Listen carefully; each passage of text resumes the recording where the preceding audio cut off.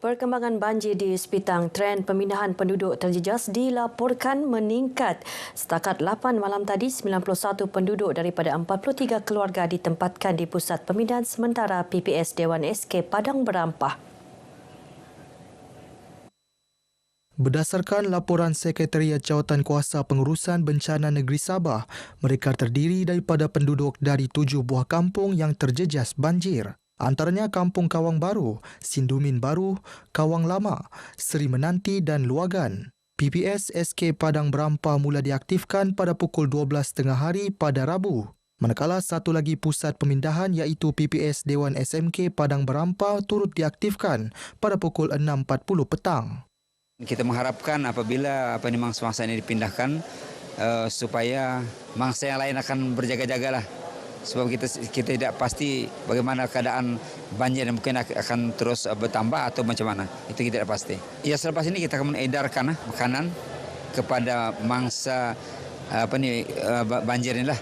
Terutama sekali akan dilakukan oleh JKM lah dan juga agensi yang terlibat. Beliau ditemui RTM ketika meninjau dan menyantuni penduduk terjejas banjir di PPS Dewan SK Padang Berampah. Parlimen Sepitang perkukuh jaringan bantuan kecemasan menerusi pelancaran pasukan sukarelawan DMM bersamamu.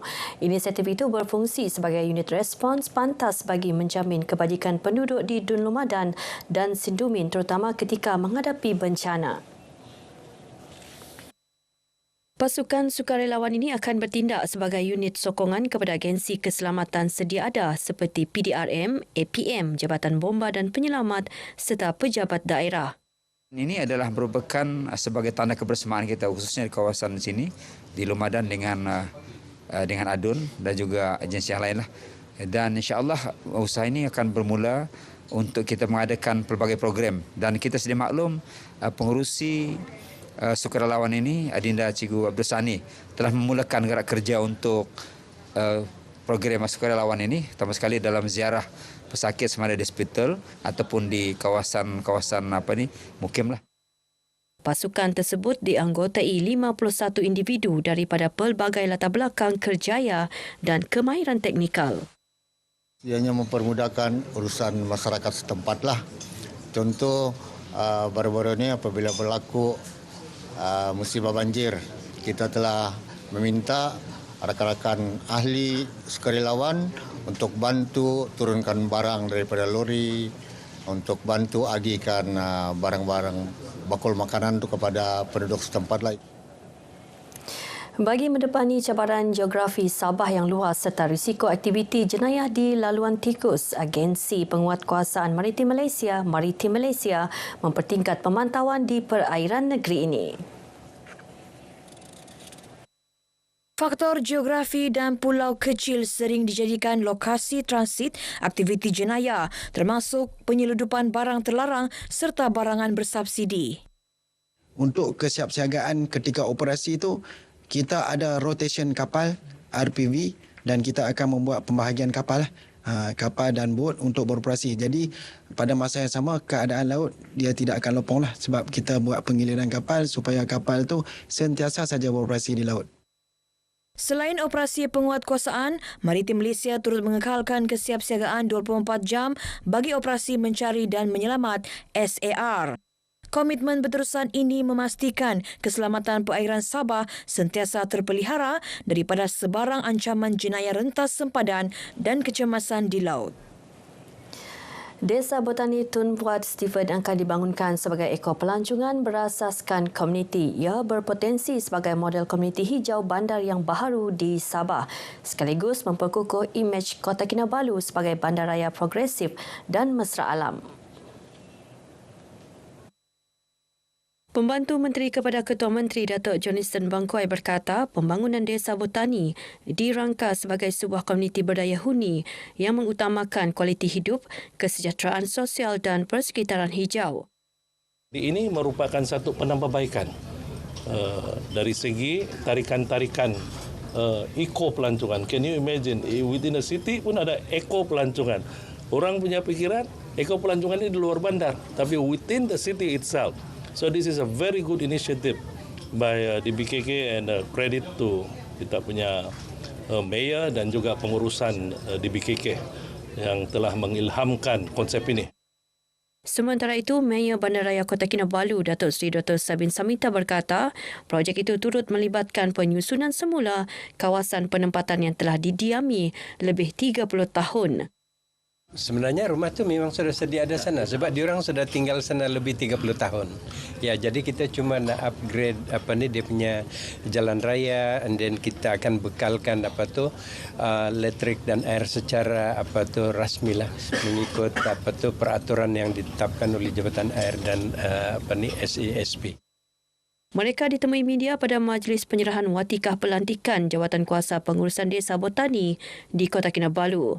Dalam majlis ini, Peter Suking dilantik sebagai pengurusi Jawatankuasa Desa Botani, manakala Nailon Nosib sebagai timbalan pengerusi.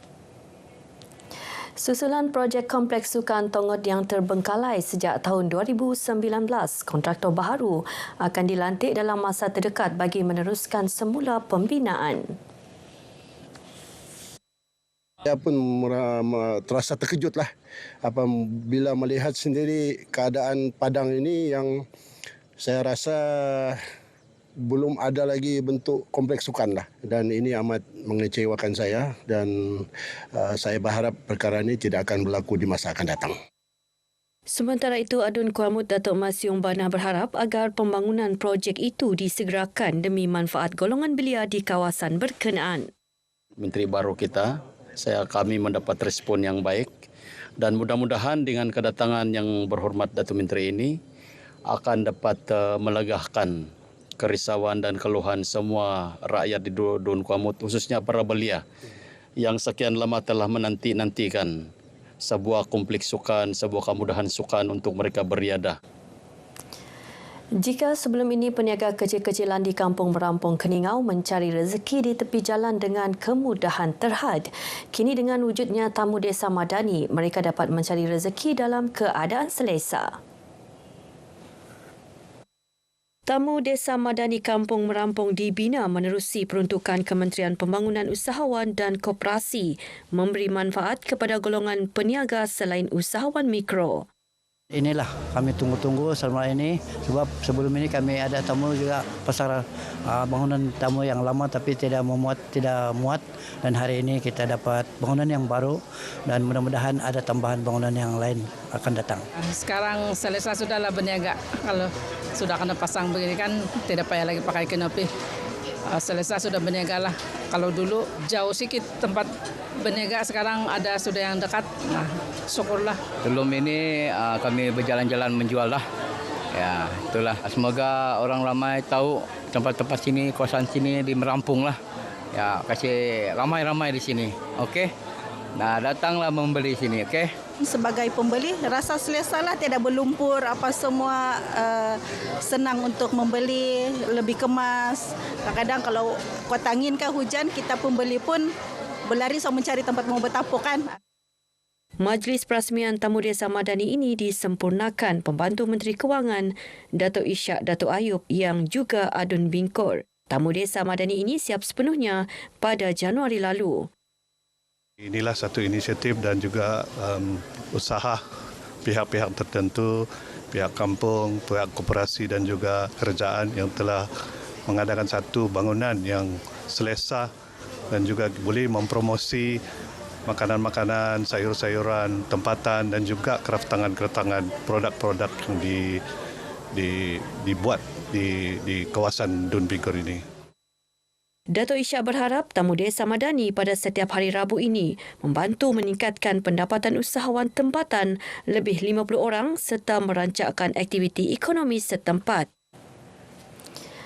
Baik, sekian paparan berita pagi Sabah kali ini. Menyusul selepas ini berita pagi Sarawak bersama Lydia Yusrina. Salam Malaysia Madani.